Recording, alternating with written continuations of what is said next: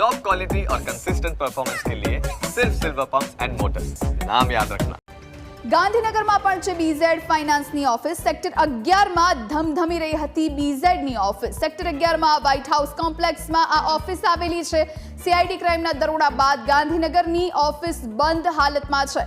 છેલ્લા 2 દિવસથી ઓફિસમાં તાળા લાગ્યા હોવાની વાત વેપારી કહેતા નજરે પડ્યા।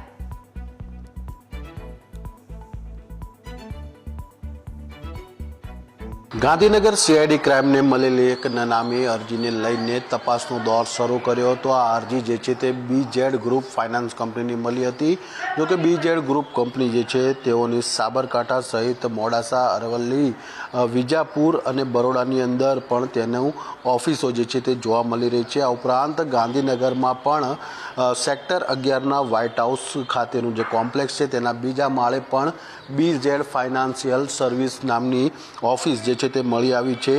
જો કે અહીં આસપાસના દુકાનદારોનું પણ કહેવું છે કે આ કંપની છેલ્લા 2 દિવસથી બંધ જોવા મળી રહી છે। એટલે કે 2 દિવસ પહેલાં જે રીતે સીઆઈડી ક્રાઇમ દ્વારા જે છે તે રેડ કરવામાં આવી હતી આ ફાઇનાન્સ કંપની, કારણ કે આ ફાઇનાન્સ કંપની જે છે તે લોકોના રૂપિયા જે છે તે ઉઘરાવતી હતી અને એકના ડબલ કરવાની જે છે તે લોભામણી લાલચ આપતી હતી, જેથી કંપની વિરુદ્ધ જે છે તે સીઆઈડી ક્રાઇમે જે છે તે ફરિયાદ નોંધીને તપાસ કરી હતી।